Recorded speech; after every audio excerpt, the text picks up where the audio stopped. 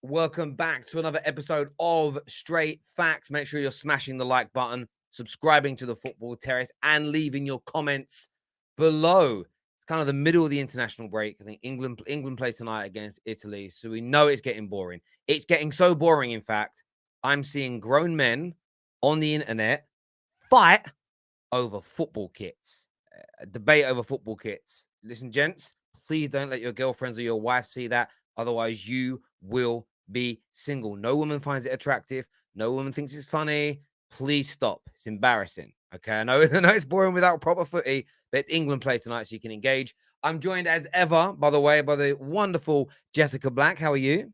I'm good. I'm good. If you like to debate football kits, do so. Have fun. Don't do it. Don't worry about it.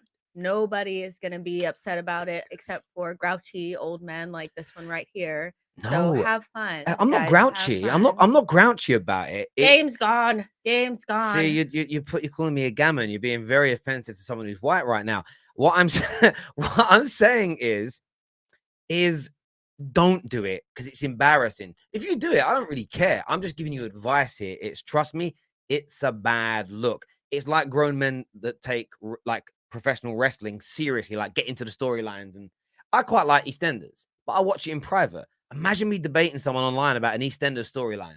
Are you trying to say that like men that debate football kids and watch anime and care about WWE or whatever it's called don't have girlfriends? Because I'm sure that they do. No, I'm not saying they don't. I'm saying, again, unless your girlfriend's into those same things, be mindful of that, gents, or your boyfriend, whatever your preference. I'm just saying that's how. Giving you bad advice. But no, I don't think it's bad advice. Be yourself. I'm saying, yes, be yourself, but some things keep private. That's what I'm saying. Some things keep a little bit private, my friends. There we go. But look, lots to talk about on the show today. Bukayo Saka sparking outrage on social media again. People just not liking anything positive for Arsenal. I'm going to move your chair a little bit closer. I'm sorry. So there we go. That's a little bit better. I asked before if I should have been closer, and you said no. Yeah, I changed my mind once we went live. Much like the symmetrical look. So Saka, we're going to be discussing him today and why everybody's outraged by him. We're going to be talking about Maguire supposedly being on the chopping block, supposedly on his way to being sold. There has reportedly as well been a bid of £1 billion for 26% of Manchester United, and Sir Jim Ratcliffe has been consulted by the consortium, which is great. And we are going to touch on the Pogba situation as well and the protection that I think he needs and everything else. Terry being a little bit sus. Again, I don't really know what that means. So you're going to have to explain it to me like I'm 5. I don't get the comments there. But we'll come on to Saka in a little bit. I wanted to start with Maguire because, of course, he's been maligned this week. He's been criticized this week, and rightfully so. Rightfully so. He's the comments leaked by a source close to him have been embarrassing for Man United, to say the least. Reportedly now Man United are looking to sell him. I think Melissa Reddy today has confirmed that he basically is on the chopping block for Ten Hag, and there's lots of rumors going around about it. Do you feel like that's the right thing for Ten Hag to do, is to look to move Maguire on? Yeah, if this is not a player that he wants, I think at a certain point when a new manager comes in, they want their own players. And if there's somebody that's causing like unrest in the locker room or whatever, then the manager should be able to remove that player if they want to, I think. Especially if you're saying you're backing Ten Hag, it's not just about bringing players in, it's about taking players out. So I do think that it makes a lot of sense. Maguire, I think this team is going to move beyond him and has already moved beyond him. You know what I mean? Like it's early, but already Lissandro Martinez and Varane look like the pair that are going to move forward, and I just don't see how he gets his spot back. I just don't see it, with those two playing so well. So it might be best for all parties for them to just part ways. It seems like the relationship between at least the fans at Manchester United and Harry Maguire is tumultuous. Like that relationship is broken. So sometimes it's just okay to move on. But I wonder who would buy him, you know, how much are you thinking that you're gonna get back for him? He is an English, you know, England national and all that kind of stuff, but he's been, you know, I feel like his reputation has been tarnished in some ways as well. Well, look, when you're at the biggest club in the world with the biggest fan base online and they don't like you, the reputation is going to be destroyed. There's no doubt. Yeah. But internally in football, that Man United fans are deluding themselves if they think nobody will want to buy him.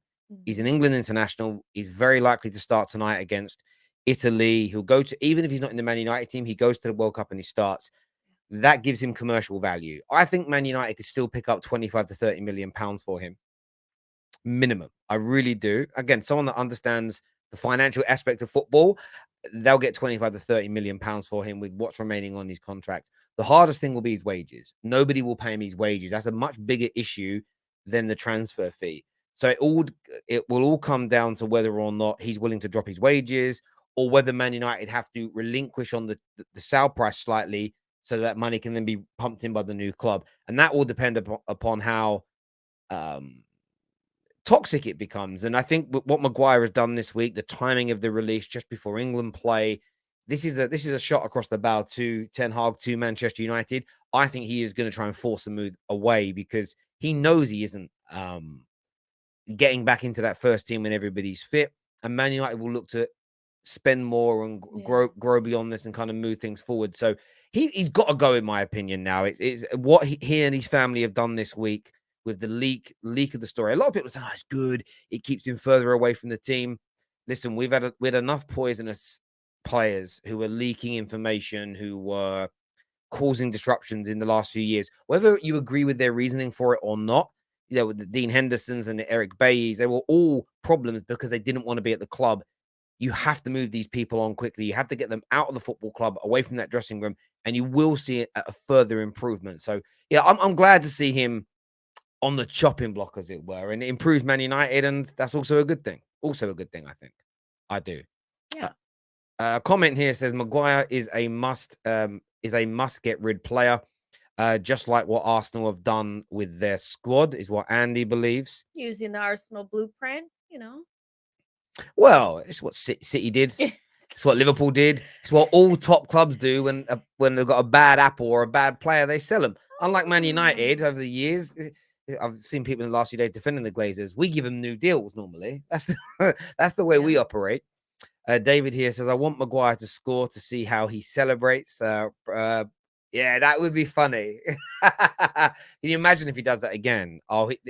This is the problem with Maguire, though. He's so tone deaf. The irony of that celebration, he's so tone deaf, he wouldn't understand. If he was just, listen, tonight's a game against Italy. It's a big football match. England-Italy is huge on the international calendar. Massive rivalries amongst, you know, the both countries. If he scores, it's big. It's much bigger than scoring against, I believe that was against Albania. Could have been someone. It was something. It was something Bania. Do you know what I mean? It was something along those lines. And somewhere around that part of the world.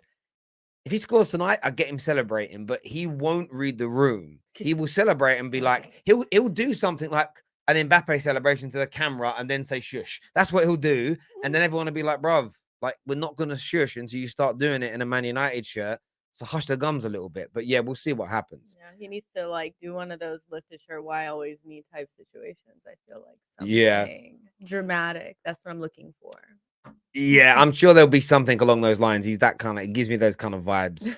He gives me those vibes. Maguire to score in the derby. Listen, let me just say now, though, if he plays for us and he scores goals and has good performances, I'll celebrate and I'll congratulate him because I don't have an agenda against Maguire. I'm not one of these weirdos that if he plays well, won't say well done. But I don't see that lasting. I just think mentally he's done at Manchester United. Yeah. So many people criticizing Maguire, and some of it is justified. But how many of us were just praising him when he was doing it for England? But that's you have to separate the form, though, right? Of course. Like some players play really well for their national teams and then don't play that well in their club team setup. So you have to separate the two. I don't think you can conflate it and say, well, he's great. He's great for England. Like that's the reality he is. Like you've backed him before as an England player, but for Manchester United, he hasn't been the same player. Well, look at the situation with players like two players that stand out to me. One player really stands out, Podolski. brilliant, brilliant for Germany every time I see him, especially at tournaments. I didn't watch him play much in the Bundesliga, but I watched him play regularly at Arsenal. He wasn't the same club player that he was international. So maybe Maguire is going to have a brilliant international career. And he already has to a degree by England's standards over the past 40, 50, 60 years.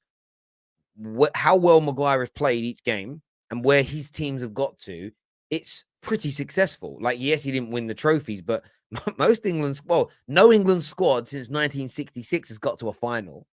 And no England squad in the history of international football has got to a semi and a final in back-to-back competitions. So it's relative success in that regard. But yeah, you've got to separate the two things. Lee, if this was the corporate world, would Maguire, I'm Terry, by the way, but thank you, would have been put on a performance improvement plan. Bruv, did you work on Barclays? We used to do pips. I put loads of people on pips. I also sacked 27 people. I'm proud of that. They weren't good enough for the organization, and I always cut dead wood. Don't keep them around. I even, before Barclays, when I worked at Phones for You, I sacked my own brother. He wasn't hitting the sales. He was a salesman. He didn't hit the weekly target 4 weeks running, so I got rid of him. Sunday dinner was a mad one that week. But listen, you've got to hit your numbers when you're a salesperson. And he thought you were Lee. That's my favorite part of all of this. Well, I mean, do me and Lee look alike? Are we similar to you? No, I think Lee was probably just stealing the show so much that now they're thinking that this is his channel. Oh, so Lee's better than me at content creating. I'm just saying, if people are calling you Lee, that's pretty deep on your own channel. No, I wasn't ruthless. This is here. I wasn't I was ruthless, but that's because when it comes to work and business, I don't mess around. Like I would anything like that. Like, I don't know. I'd sack my wife. I'd sack my brother. I'd sack my kid. If they weren't good enough at their job, I'd get rid of them. Like I only take nepotism so far. I help people that are close to me get opportunities. But if they're not good enough, I'll never give them a job, and I'll definitely sack them. I don't really care. I want to be successful. I want to win. So you don't, like, if I manage a Sunday league football team for kids and my Archie or my Jackson or my Freya want to play, but they're not good enough for the team, I'm telling them, no, you're not on the squad. Stay at home. Do something else. Go be a runner, play rugby, do ballet, whatever it is. But if you're not good enough, you've got to tell your kids, you've got to tell people they're not good enough. Like, don't blow smoke up people's asses to be nice to them. That creates problems in the long run. Because my brother would have stayed in that job, he'd have become down in the dumps. He probably would have got depressed because it would have been a failure. So I stopped my brother from being a failure. I sent him on his way, and he went to work in a different industry, which he's done very well in. So, I look at it this way. I essentially made his career what it was by sacking him. You know what I mean? I did it quite nicely. I just went, bruv, I've got to let you go. He's sacked, bruv. Anyway, we digress massively. Other Man United news today. Other Man United news I wanted to speak to you about is the bid. There's supposedly been a bid. So this was put out by the Webby and O'Neill's Man United channel. Great guys, Webby and O'Neill. I've never met O'Neill, but I've met Webby a number of times when I had my season ticket. He used to be a doorman at Sam Platt's, which was like a pub right by Old Trafford. It's called Sam Platt's. It was great days, good old days. Big up Webby and O'Neill, great channel. And they were talking about a consortium who have essentially put a £1 billion bid in for Manchester United to buy 26%, with the want, if it gets accepted, to eventually buy 51% and become the majority owners. And in turn, what the consortium then wants is for fans to be able to buy a percentage of the club, so it becomes a fan-owned football club. They've reached out to Sir Jim to get his input, and obviously they need some money, right? So they're trying to get his money. But according to these gents, and they are very credible, they know a lot of people close to the club, proof of funds have been proven. So the £1 billion is there. The bid has gone in officially to Manchester United as things stand. And for me, I'm a little bit excited. I'm hoping it's the beginning of the end. I'm hoping it's the beginning of the end of these leeches, these parasites who have destroyed my football club. I hope. I pray. I hope and I pray. Yeah. I mean, we will see. It's one of those where you just have to wait and see what actually happens. They can put in a bid, and from just the other day, we both watched the overlap. David Ornstein was on there. He's quite credible as well, was saying that he's not sure whether or not there's like a huge want for the Glazers to sell. So it's one of those things where you have to see, maybe coming in with something a little bit smaller, and not trying to take the whole club, or not come in as aggressively, just try to ease your way in per se, will be a better approach, for this consortium. But yeah, like if that were to happen, I'm sure a lot of Man United fans would be happy, because the Glazers out thing has been under the surface, but it's been there. I do think that the fans need to maybe push a little bit as well to try to make sure things go through. But yeah, I feel like that would be a big thing for United fans if it does go through. It would be massive. I think I'd cry. Yeah, probably. I think I'd genuinely break down and cry, because the biggest indicator I've had in recent times that they are the only major problem at my football club is the way rivals defend them. They can take dividends if they want. It's their business. They're the biggest spenders in Europe. Therefore, they're great owners. I don't know why United fans are being spoiled. So for me, like, the fact rivals are bigging up my owners when we've had a decade of failure tells you they're the biggest problem. And Man United fans have got to get that through some of them have got to get that through their heads. And equally, this is the time, though. This is the moment where Man United fans have got to stand up and be counted. This is the moment where Man United fans have got to stand up and pull their money. This is when they've got to walk away. This is when they've got to keep crashing the value and making the share value plummet. Because the reports have come out today. If you haven't seen my video from earlier on, get looking at it. None of the big accounts are really speaking about it in detail, barring, of course, the brilliant Howson, who has already and will. But the debt is now up to over 634 million, which is more than when they bought the club. The interest payments in the last 9 years have wiped out every pound of profit the club has made. On top of that, the dividends is growing year in, year out. But the overall valuation via share price has dropped by 23%. So the share price is at its lowest valuation ever. The club's making a loss this year of 115 million pounds. They've had to borrow more money to buy the players, which actually means that, they can keep taking dividends, but where they make their actual money from Man United, and their long-term plan is to sell it at the highest price possible and to keep selling these non-voting right shares and making large profits. Now, they're not going to sell these shares at a profit if the price keeps plummeting. And this is why I keep saying to Man United fans, rivals don't think it will happen. They're only right if Man United fans keep pumping money in.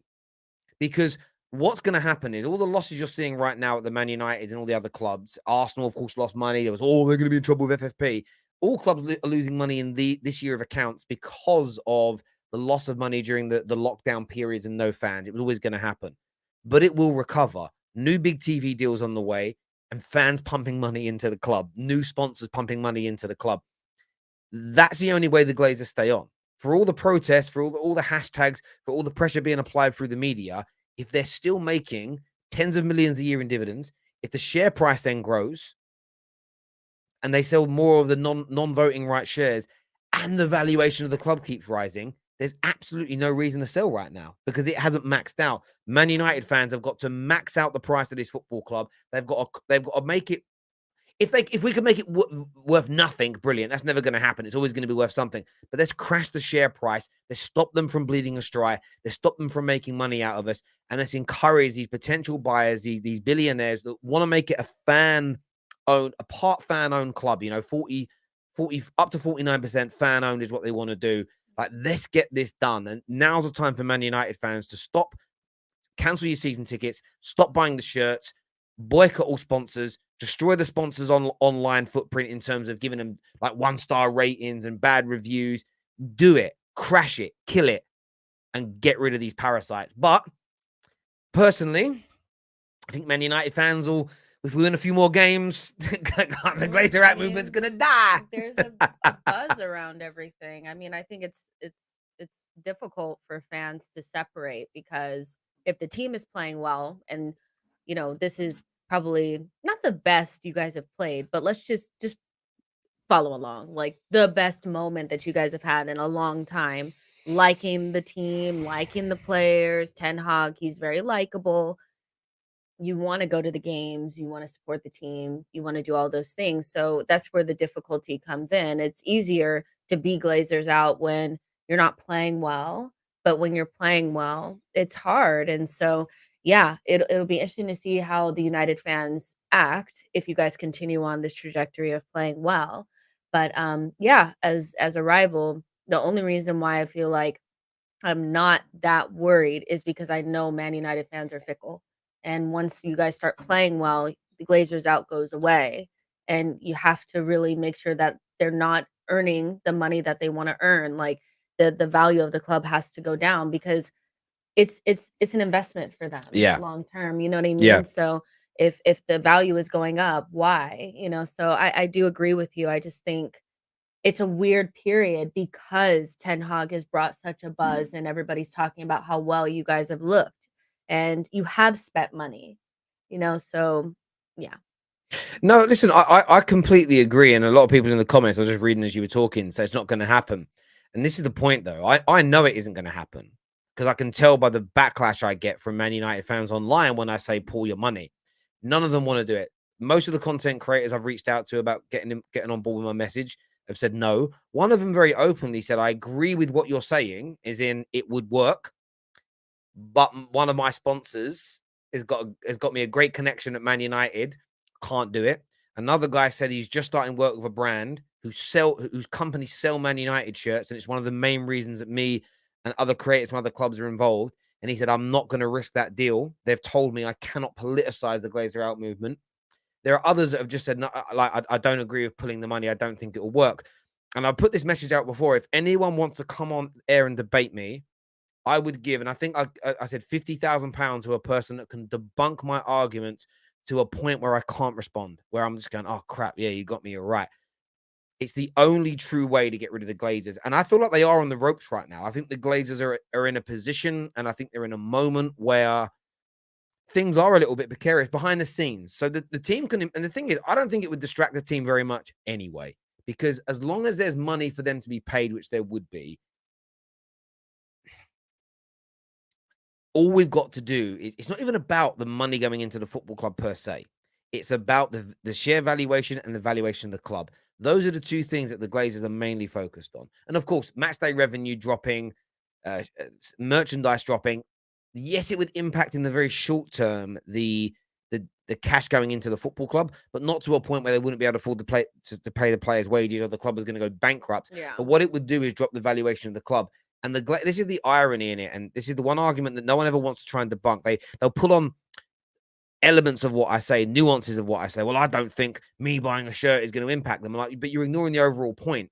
If the Glazers only care about making money, just take their fucking money away. Like, it's so easy, right? If someone only cares about eating cake, take the cake away. It's true. Like, it's really easy. You take away the thing they're there for, the money. And Man United fans, I said this many, many times, and I know people don't like it. My personal opinion is if you give money to the Glazers willingly, you are a Glazer. You are, whether you want to pretend to be against them or not, whether you are against them, in one way, shape, or form, you're filling their pockets full of money, and that is all they care about. And I had a Spurs fan say to me last night that he went from saying that they can take as much dividends as they want, it's their club, they own it, they can do whatever. And he ended by saying, but I don't think they run your football club very well. And I'm like, so why are you annoyed that I'm frustrated that they're taking dividends? He went, well, they're allowed to. So of course they're allowed to. But I wouldn't mind them taking £33 million out of the club if we were competing for league titles. If we hadn't hemorrhaged £1.5 billion on 3 rebuilds that haven't worked. That's why I berate it. The fact that our stadium is rusting. And do you know how they pretend it isn't? They put paint over it. And then 6 months later, they've got to paint it again because the rust is coming through. Like the backside of the stadium, if you go by the train stations, the train track behind the ground, the whole back of it is filth. They don't bother paint that because no one sees it. Like the cameras don't see it. Does that make sense? It's the whole club is a shambles. And I've said it before, and I know United fans hate me for saying this, but please pull your money away. Stop being a Glazer and feeding their habit. That is all you're doing. Yeah, I think the reason why you like when you say it's easy, I think the solution coming to it and getting back to the source is easy to find. You know, you being able to say, okay, well, all they want is money, so pull the money. The solution coming to it is easy. but actually putting it into play, I don't think is No, easy. it isn't. And Twisted here is right. He says, Terry, how can you compare an emotionally attached fan to a Glazer? Right. But this is the example I've given in the past, and I don't care if it's emotive and people find it too sensitive. If my daughter was hooked on a big, strong drug, what's the better course of action in terms of love, emotional attachment? Locking her in her room and watching her shake and shiver, scream and cry in pain and go cold turkey to get her off of it, or a day into her screaming and crying, and I can't take her screaming, it's hurting my heart too much, and me going out and buying her a fix. Because that's what I feel like Man United fans do. We're so in love with the club, we feed the habit of the Glazers, and we do it for good intentions. I'm not saying Man United fans have ill intentions like the Glazers, but for all intents and purposes, you're feeding the habit. And if I was to do that to my daughter, I'm as bad as she is. I'm doing it for the right reasons. It's harder maybe to watch her go through that pain. And that's how I feel about the football club. Now, someone goes, you can't compare it to your kids. Well, it's an emotional attachment and people love the club so much, they want to show their support. But for me, the right way in this scenario to love Man United is tough love. And for me, I'd rather see us go bankrupt, get rid of the Glazers and start again than them stay here. Because if they stay here in a strong financial position in terms of they're earning more money, they're never going, and we will never get back to the best that we can be. And for me, that's the biggest pain here, is them staying for another 5, 10, 15 years, because we'll never do what City are doing now. We won't win another Champions League. We won't ever have continual, not dominance, but we'll never be continually good for a 4, 5, 6 year period on the bounce. We just won't ever do it. There'll be little spikes where, we do well there, but they've already said it. They're not going to give us another summer like the one we just had. They've already said, do not expect another summer like this. So what happens if we get to this summer and we need 3 players, but the total cost is 120 million? They go, we'll get you 2. We're never going to catch our rivals, especially if everyone around us is investing that money. Can we become a top 4 team, a Champions League team again? Yeah, of course we can. We've done that under the Glazers before, but that isn't enough, in my opinion, when you consider how much we've spent, the size of our fan base, and how much money we generate in income. It's not good. It's not good enough. I mean, but what do you say to the fans that are like, yeah, you're saying this, but what if I pull my money and it doesn't happen? I think that's the thing. It's mobilizing a certain amount of fans, because singularly, if I'm sitting there and I have kids and, they want to go to games and stuff like that, and I know you've made that sacrifice, so I get that. But I just feel like, from a fan's perspective, just Joe Blow, somebody that this is what they've been doing their entire life, I think it's really hard to explain to them and get it through their head that this is what everybody needs to do in order to, because you're thinking to yourself, But well, how long is this going to take? What, doesn't it just feel better to just go to the games and enjoy what I can in the short period that I have? and I totally get that, and you're bang on. The one thing, my message first of all to people is listen to what's being said, as opposed to your instant emotional reaction and denial to the point. Because people go through the denial curve, but they don't see it through. They hit the first bit, which is the denial, and then the anger, and then they stop conversing with you. If they just listened and researched and looked at what AC Milan did, at what Liverpool just threatened to do, and it was working. If you then went and look at what Blackpool fans did, if you then go and look at multiple businesses, because you've got to treat Man United as a business if you want to get rid of the Glazers, because they run it as a business. They don't run it as a football club. If you look at businesses that have lost their customer base and what they have to do to change, and you can research that by looking at very famous examples like what McDonald's had to do to change, right through to watching shows like Gordon Ramsay's Kitchen Nightmares or Bar Rescue, where you have to change how you operate the business and listen to what your customers are saying. So Man United fans, you get treated like a customer. Stop behaving like a fan and behave like a customer, and you'll get what you want out of that organization. It's a very simplistic process, but it just takes you to realign your thinking. But I totally get your point. It's so hard to converse in this way, because like you get people say things like, yeah, Terry, but you just talking about it makes them money. Well, it doesn't, because negative press isn't going to grow the share price of the football club, and negative press isn't going to grow the valuation of the football club. We've already seen sponsors pull away from Man United with the very small negative press they've got going. We don't want to be associated. Imagine we increase that tenfold.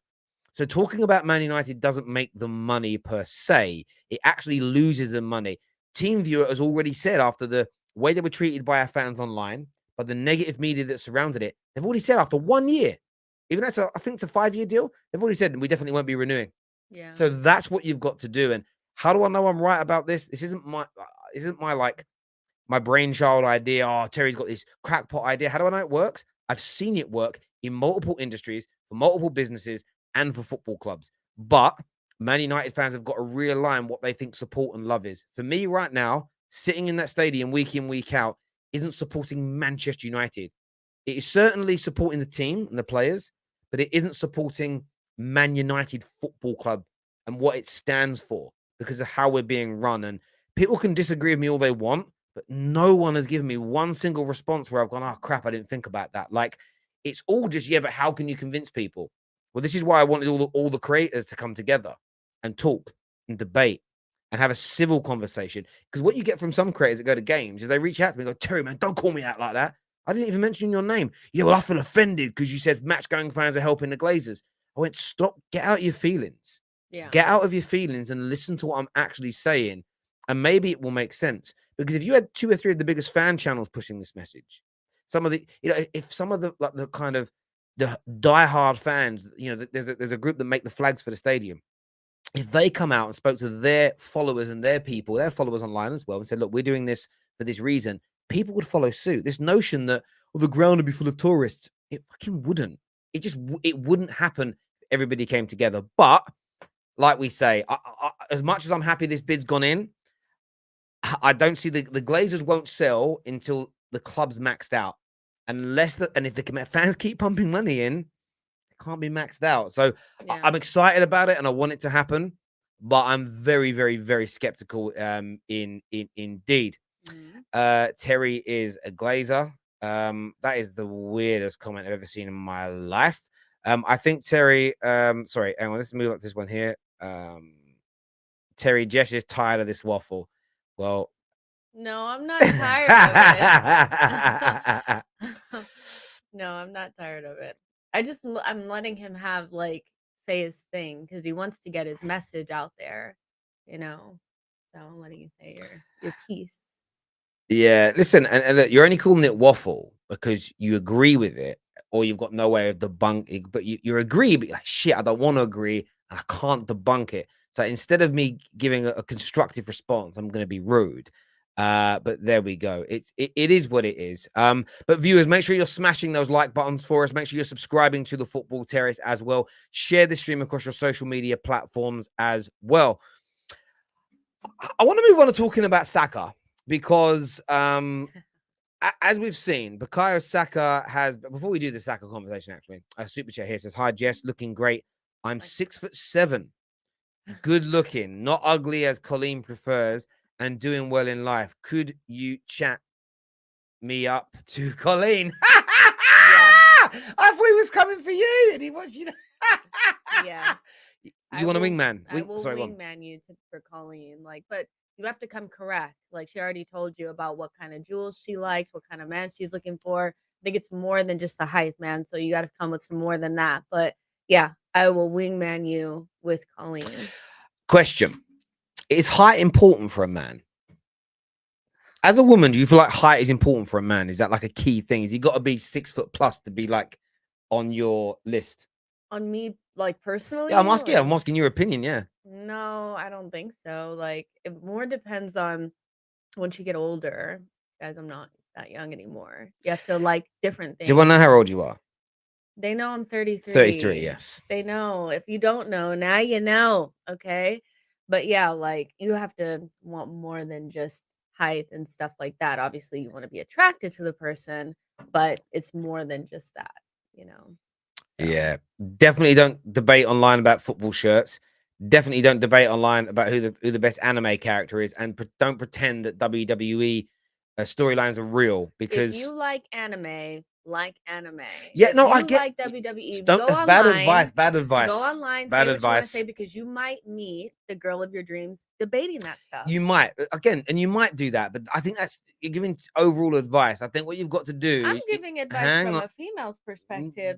I'm actually a better source. But would you like that?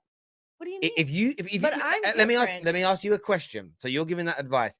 If you saw a guy, you were like, I like how you look, whatever else, and then you got to know, you got chatting to him, and you saw him online arguing profusely about a storyline in WWE, would you go, that's my man? Or would you think, oh my God, like, be honest, would you be like, oh my God, that does it for me? He's arguing about Stone Cold Stunner. Would that do it for you?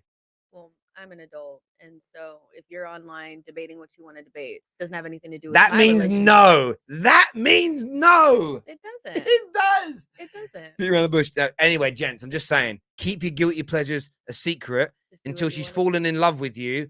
Then tell her that you love Harry Potter and then you'd never miss an episode of EastEnders. Wait until she falls in love. Let the representative of you seal the deal before you reveal the guilty pleasures. But anyway, I'm only joking. I'm only playing. Bukayo Saka. There's a lot of outrage online today. There's a lot of outrage online today because he has been awarded the England Player of the Year award, Bukayo Saka.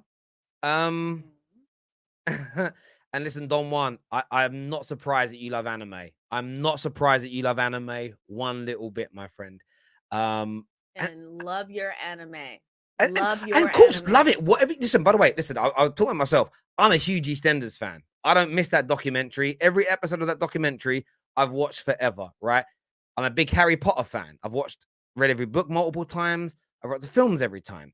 But as a grown-up, I wouldn't debate the subjects of it online. I'm just saying it's not a great look for your career. It may not be a great look on the dating scene. That's all I'm saying. Keep it a bit private. Well, you might not get hired at Terry's Barclays Bank, because he'll be looking at your Facebook and saying, I don't want to work with this guy. But other people will hire. Do not listen to Terry. This is nonsense. It's nonsense, guys. Yeah, okay. We'll see. We'll see. We'll see. Harry Potter is brilliant. It's brilliant. I'm just saying I wouldn't debate it online. To get what I mean, I don't need that. Yeah, it's a weird one. Someone said Cobra Kai. Cobra Kai is wicked. Love Cobra Kai. You're not a fan of Cobra Kai, are you? No, it's not for me. Yeah, I get that. Terry, which is better? Yeah, the first one. I go with the first one. Hentai. That's better. What? I don't know what it is.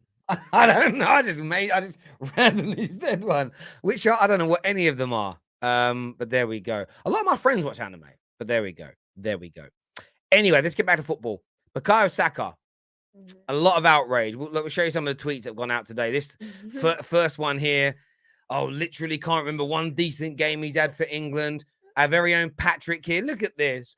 2 goals, 3 goals, 2 assists for England last season. Kane's 12 goals, 1 assist for England. So you're telling me you've got to miss a penalty in a major final? Like Spurs fans especially are outraged. People are annoyed that he's won it.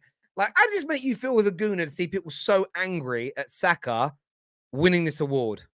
Patrick, if you're watching this, take a look. If this was a glass of your tears, my friend,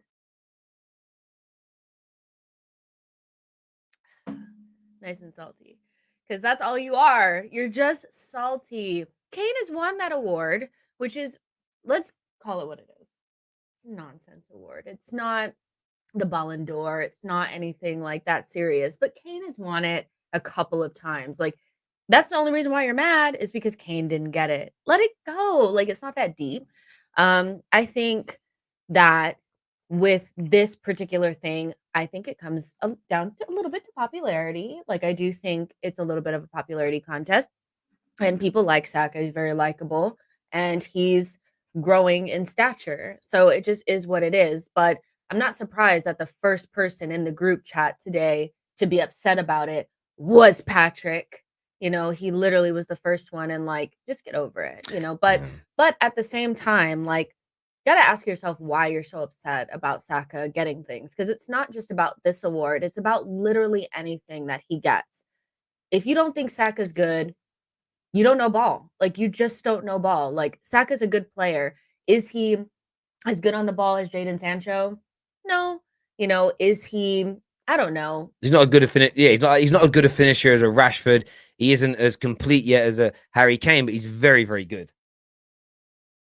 I didn't need your help with that. Anyways, but yeah, he's a very, very good player. And so he deserves everything that he gets. I think also what people have to take into consideration is that there's always soft factors involved in some of these things and being likable, working hard, the manager liking you, those things matter. And Saka, he's really good at those things too. So get over it. But if you're like hoping that Saka's not going to be involved in getting awards and things like that, he is because he is a good player. You know what I mean? Yeah. Do you feel like people are also angry because Arsenal are getting so much praise at the minute from certain quarters of the football media? Um, Mm. you're the best team in the league right now. You're top of the league right now.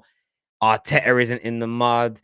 Arsenal have been banter club. It's been AFTV and chill for 5-6 years. Do you feel like people feel like they're almost like, metaphorically speaking, like missing a limb a little bit because Arsenal are no longer the banter club?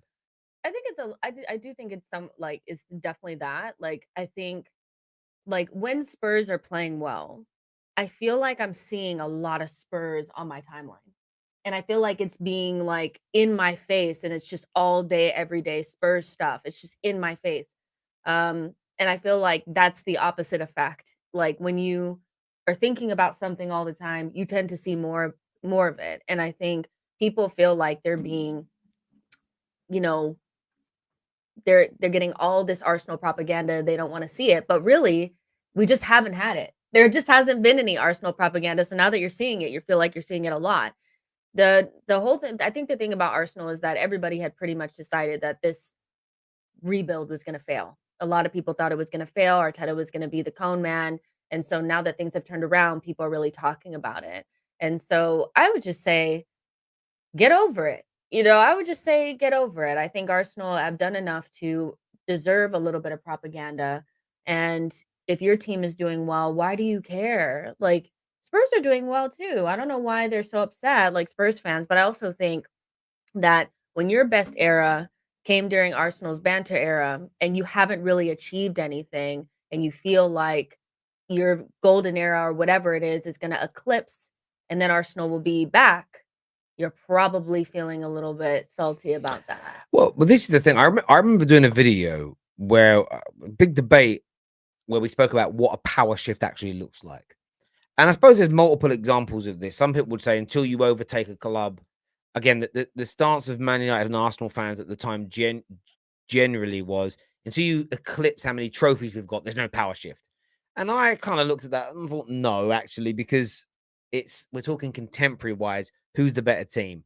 And the ultimate barometer is where you finish in the league. On a Mhm. So yes, one team might win a trophy, the other team might finish in front of you in the league, but over a course of 3 or 4 seasons, if 4 seasons on the bounce, Spurs finish ahead of Man United, but we win a League Cup in that time, we've been more successful trophy wise, but they've been a better team than us overall, just in my opinion. Yeah. So I think there was a power shift in the sense of Spurs became the better team overall in that time. Mm. But the bitterness certainly stems from the fact that they didn't win anything. And their little reign of like 6, 7, 8 years, whatever it's been, being in front of you, might now be coming to an end.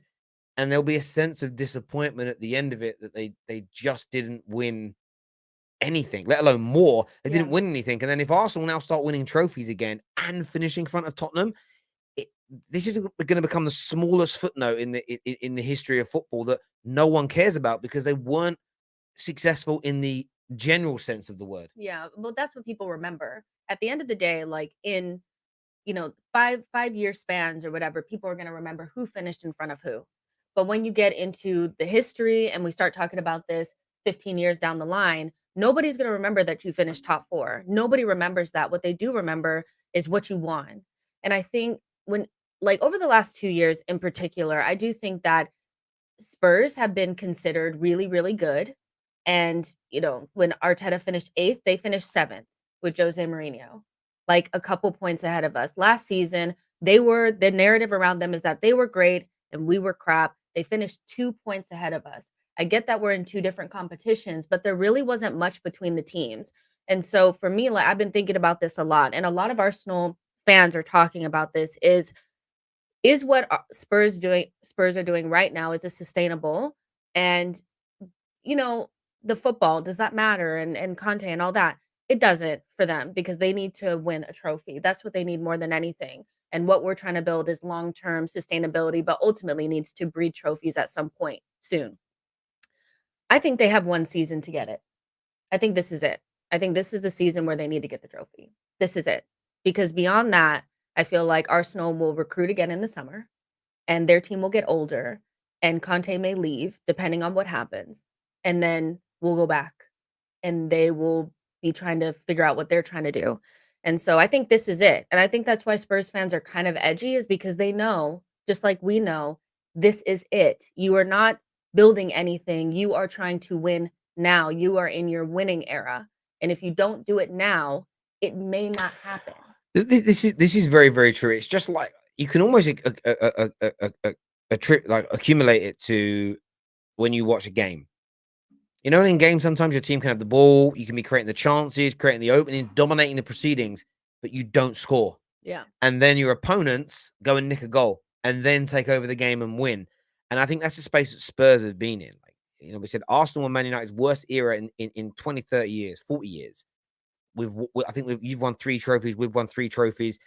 They've won nothing. That gets their goats. And I think the only fans this year that I've really seen angry at Arsenal is Tottenham. And I don't think it's because of the North London rivalry. I think it's because they realize that their dominance is coming to an end.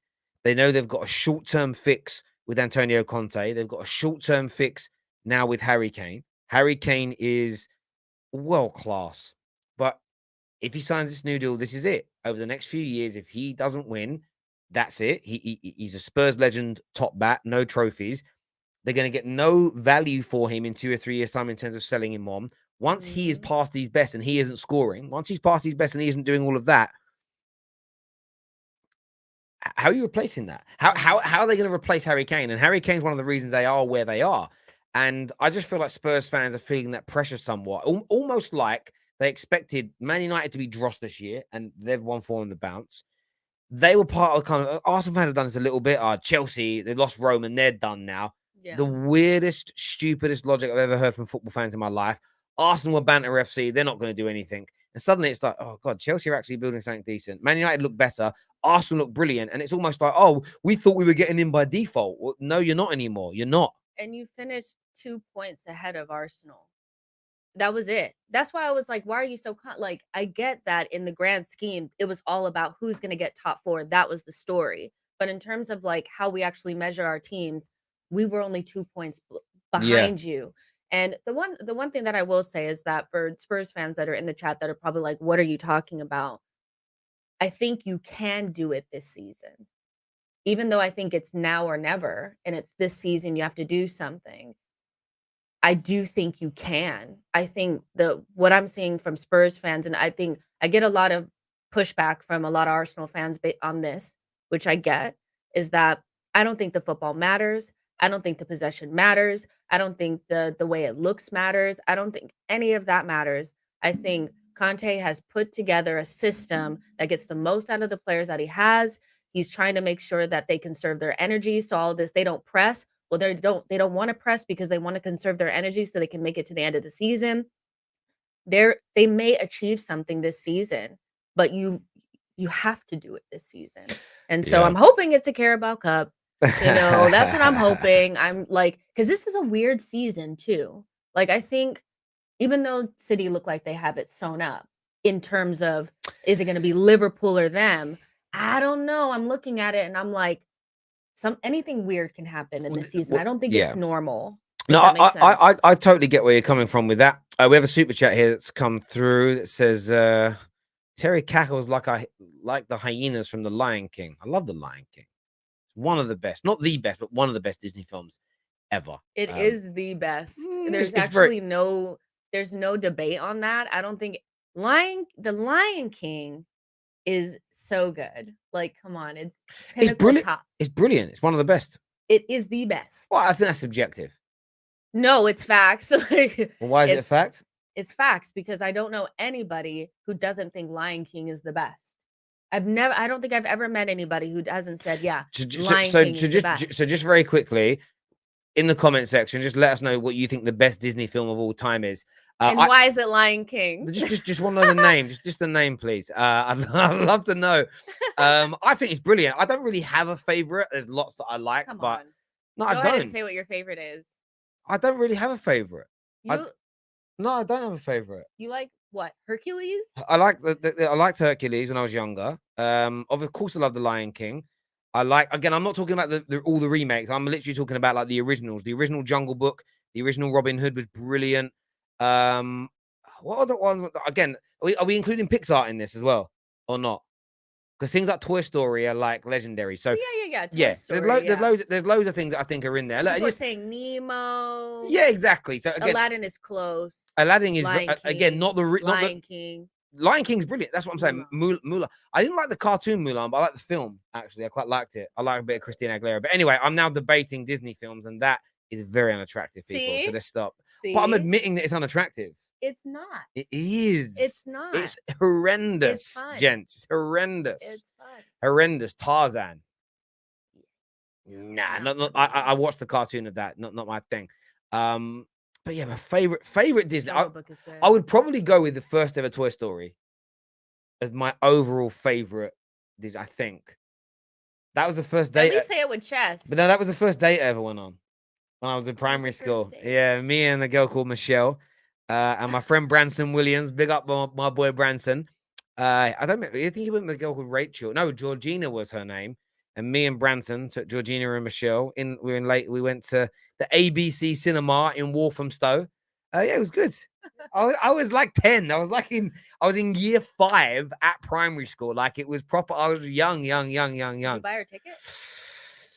I think I did actually. I remember Branson come to my house, and Branson's mum dropped him at my house. And my dad's like, "Are you guys gonna buy the girls their tickets?" And Branson's mum's like, I told them they've got to. So like she gave Branson some extra money. My dad gave me some extra money, and we had to buy their tickets. Yeah. We bought their tickets. Okay, that's good. And then they came back to my house afterwards. Like, I don't know what we did. They just chill. Like, we were kids. I don't want to know. No, we were kids. We were chill with 10, 11, like we're kids. And then like they left, and Georgina and Branson got picked up by Branson's mum, and then Michelle was telling my dad, like, "Where's Michelle?" I said, "Oh, she's gone home." You let her walk by herself. I was like, "She just He went. So I had to run and catch her up and walk home. My dad made me. Yeah. Nice. There we go. Yes, Terry. Toy Story is the best. I just want to say, by the way, to your point, at least you've seen people now say something other than Lion King. I see a lot of Lion King though. Yeah, because one of the best, no doubt. Someone here says, "Jess, can you please be my wife?" No, I can't. Sorry. There we go. Derry, thanks, Rask.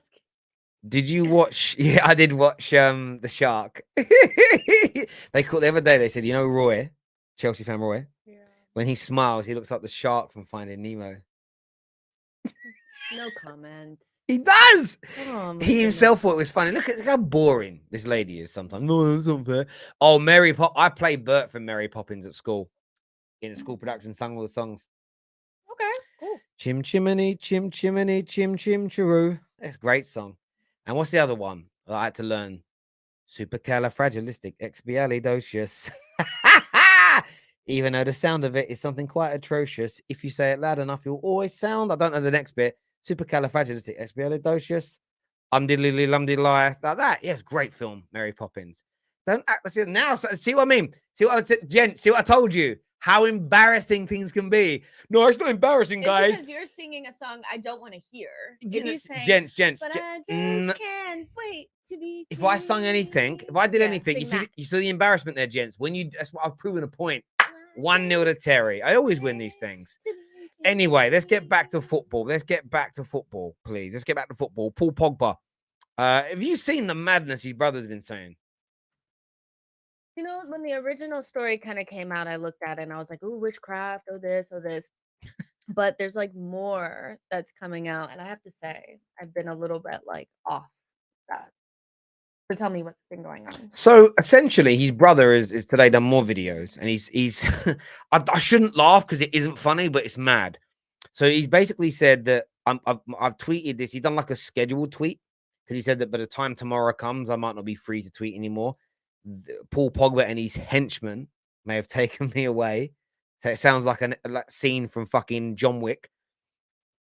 And he's basically saying that his brother has committed crimes to the equivalents of R. Kelly, Weinstein, Benjamin Mendy.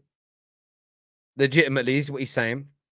And that the Football Federation of France or the French Football Federation, like actually, they have like they're protecting him and they're basically going to come to get him because he's out in it all.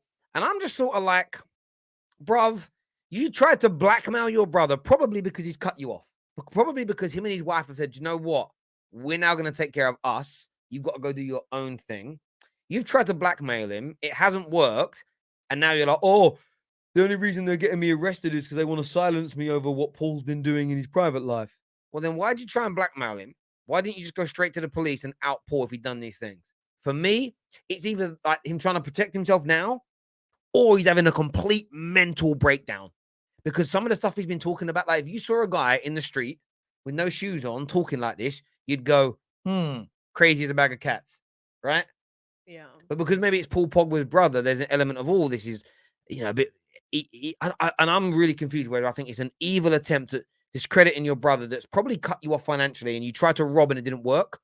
Because I don't believe Pogba's done this, by the way. As it stands right now, if evidence comes out and whatever else, I'll come back and apologize. But I don't believe Pogba's done anything of a Weinstein. We're talking Weinstein here. Come on, these are his like brother. high profile. Like Weinstein is the biggest one. Even like R. Kelly is like that's deep. Like, come on. But yeah, it's one of those where there's absolutely nothing like obviously there's things that are sadder, but I'm being dramatic. But seeing family members turn on each other and things like that, that's really, really sad because if you can't trust your family, who can you trust? And it does seem like one of those situations where, it's a good time to slander Paul Pogba anyway, because he hasn't been in a good period, I think, as well, where they could get a group of people, maybe like United fans and all that, to perpetuate the news because of, you know, the football over the last couple of years with Paul Pogba. So it just feels like an opportunity from a very opportunistic person, and it's really sad. But yeah, most of these situations usually come down to money. They're always Yeah. about money. And so, yeah, I wouldn't be surprised if he got cut off or he felt like he would deserve something and Paul Pogba didn't give it to him. But it's just really, really a sad story, to be honest. Yeah, and he's talking about like witchcraft, which, of course, if you're Islamic, if you're Muslim, witchcraft is a huge sin. And there's a comment that's come through here that I wanted to point out from Twisted that says, Terry, Prince Andrew paid 12 million, Pogba offered 11 million. Why? Well, that's just, I know what you're alluding to and implying here, Twisted, as if to say, well, Pogba must be guilty. That's why he was willing to pay the money. Fair enough. Well, then when his bank rings him up and says, why are you making the payment? He'd be able to say, I'm giving it to my brother. Why would he, why would it come out as blackmail? Right? Yeah. His brother wouldn't have to blackmail him. Right? However, if his brother is blackmailing him because he knows he's been behaving like Weinstein, he's been behaving like R. Kelly, his brother's as big a scumbag because he isn't trying to get justice for his brother. He's trying to get money out of him. Like do you get where I'm coming from? It's not like a settlement with a proposed victim to silence them. This is completely different. This is someone that's talking about, I'm going to oust my brother. Famous people shouldn't get away with this. I'm going to be like the fucking shining knight to save the day. Well, it doesn't make sense based on what your comment there, Twisted. If he knows his brother is this guy, why are you asking for money to be silent? Why wouldn't you just oust your brother? Like, if my brother had done these things, I'd be straight to the police. Like, on a level, like, I wouldn't G my brother, or I wouldn't G anybody up for anything outside of a handful of crimes. And what he's accusing him of is one of those said crimes where there is no grassing and ratting. You have to report these people. Again, people saying, what if it's true? If it's true, I'll hold my hands up and go, wow, can't believe it. But for me, the order of events here don't make sense. There is no talk of this being true. There's not a murmur. There isn't a rumor. And in the era that we're in, with the profile of Paul Pogba, you think he could commit what those three men that he's mentioned have committed and it be completely 100% silence? Do me a favor. Do me a favor. No way would that stay silent when you're Paul Pogba, because outside of Ronaldo and Messi, the most famous footballer in the world, at the biggest club in the world when all this stuff would have happened, right? Because then he just left Man United. There's no way it stays silent. It's nonsense for me. Don Juan, we are talking football. We're talking about the Paul Pogba situation. So this is 110% football. You melt. It's literally about football. So yeah, it's a crazy one for me. And I just want to see the clubs do more. I just want to see that. I want to make sure. I just want to know. I know he's under police protection, but they've got to get this guy some security because he's already been held at gunpoint, I believe, in terms of what I've read. Who knows what they're going to try and do next? And it's what the reports have said. It's his brother and childhood friends doing it. Yeah, Your besties, bruv. but sometimes, like, when you move to a different station in life and you become successful, the first thing people do is they have their hand out. That's literally the first thing. And it's almost like, well, I got you here. They feel like you owe them something, or, if you want to keep your connection to, you know, this community or whatever, you need to continue to fund me and all this kind of stuff and what I want to do.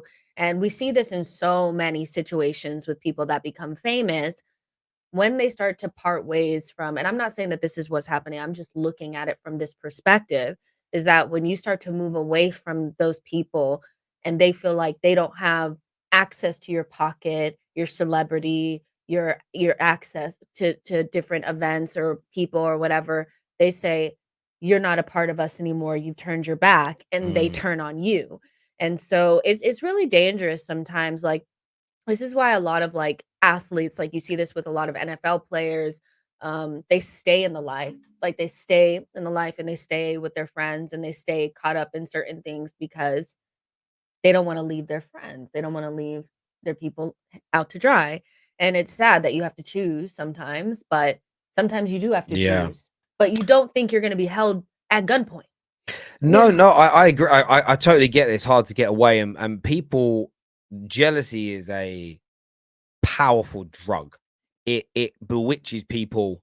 Excuse the pun in there, really, because it bewitches people and makes people do mad things. And money is one of the biggest roots, if not, the main root to all evil everywhere. It's what stimulates. Whether it's people thinking I'm gonna, people lie on social media about experiences they've had, attacks that they've undergone, just so they get sympathy or they grow through being categorized as a victim. And there've been famous examples of that over recent years where people have just made up allegations of things that have happened against them. There are people that, we know this through history. There are people that do psychotic things because they are desperate for the infamy that comes with it. And they're the extreme examples. But you can see these things at friendship levels. I remember a friend of mine getting a really good promotion, and a number of us were really happy, well done. And I could see in the friends group on the night we all went out to celebrate, and there was bitterness. And it's like, I Yeah. kind of get that amongst work colleagues, but there's your friend. Why are you bitter that your friend's doing well? And I knew what it was. That's because you're still doing a job you're unhappy with and you haven't got out of, and you're angry that someone else is doing it. And I think that's what Paul Pogba is really suffering with. He's living a great life, beautiful wife, healthy kids. I'm not saying he's the favorite of his mother, but maybe there's an element. We don't know the full story. Maybe it's almost like, well, Paul worked hard on you guys, and look where he is. If you'd have trained us hard, if you'd have run us hard, maybe his mum, maybe he feels like his mum loves him more. Like, it could be, and when it's siblings, you can always get this. Like, it feels like a movie. Like, this feels like, and this is what I hope doesn't happen. I said it earlier on today. I hope they protect Paul and they keep him safe, because we've all watched a lot of Netflix shows in the last few years about famous NFL players, college ball players, basketball players that mad shit ends up happening in their lives. And maybe in the UK, we weren't privy to it because it wasn't on our news. And you think, how's that happened to a star? Like, these are the kind of stories and how things start. And I'm just worried about Paul in terms of what's going to happen to him. And I just hope that he is taking every step possible. His club and the French Football Federation are protecting him 100%, because for what they've done so far, who knows the next stage they're going to go to? They just got to make sure he's protected. Yeah, definitely, for sure. And I see, there's some people in the comments saying there's no smoke without fire. And I think Terry's already said a couple of times that if it ends up that these allegations that his brother is putting out there end up being true, people come forward, there ends up being more evidence, things like that, then you will say, "Oh, got that wrong." But there's nothing out there that really substantiates any of these allegations at the moment. And so, but I still feel like, yeah, I just feel like the day and age that we're in right now if the types of crimes that he's saying that he has done, people will come forward if they feel like there's a platform there. And so we just have to wait and see. But right now, it just seems like he's bitter. And he's taking it to like a degree. Like usually, you just don't talk at Christmas, or you're estranged. But he's bringing friends, and the friends are going, and they're in black masks and doing all this nonsense. That's wild. And even the thing he was saying about, oh, I don't know if I can put this out there, the henchman might get me. Well, just before tweeting about it and making a video, just go to the fucking police, you mug. Yeah. Like, it don't make sense. It doesn't make it makes no sense. If you're doing it because like you want to make sure that there's a criminal off the street, essentially, you go to the police. Yeah. If you're doing it because you want something, you go to GFFN, you go to Lakeith, you put it out on Instagram. Like, he's not doing it for the benefit of anything other than himself. I think we can pretty much put that out there. I think we can definitely agree to that. Definitely. But viewers, listen, I appreciate you all tuning in today. Oh, a super chat here that says since 2010, Spurs had more world-class players like Bale, Modric, Kane, Son, Dembele, Eriksen. Arsenal had Alexis and Ozil, who were considered world-class, but Arsenal had 4 FA Cups in that time. I was thinking about that the other day, is that like beyond, like, obviously I can't stand Spurs because I'm an Arsenal fan, but they've had a lot of really, really good players come through there that have done amazing things. And I do think that Arsenal have been in a deficit of talent for a long, long time. So I can definitely agree with that. Bale, Modric, these types of guys that have went on to like the pinnacle of the game that used to be Arsenal. Because usually, if one of your players does leave, you want them to go to Real Madrid or something. Yeah. But that hasn't been the case. So I definitely do agree with that. And I hope the next player that leaves Spurs and goes to the pinnacle of the game is Harry Kane. He needs that for his I'm not going to bring up that again. I spoke about it 2 days running, but Kane, get yourself out of Tottenham, my friend, and become a legend of football. Listen, everybody, make sure you smash the like button before you leave and you subscribe. Back tomorrow with more content for you. We've got some good stuff over the weekend. We're going to be reviewing the greatest fan cams of all time. There's some Football Terrace classics going up as well. How many Arsenal fan cams are on there then? There's a few. I've already been doing them. They're great. I've been reacting the last few days, being edited as we speak. So keep your eyes out for that, people. But until next time, take care. Goodbye. God bless. And we'll see you all again soon. Thank you.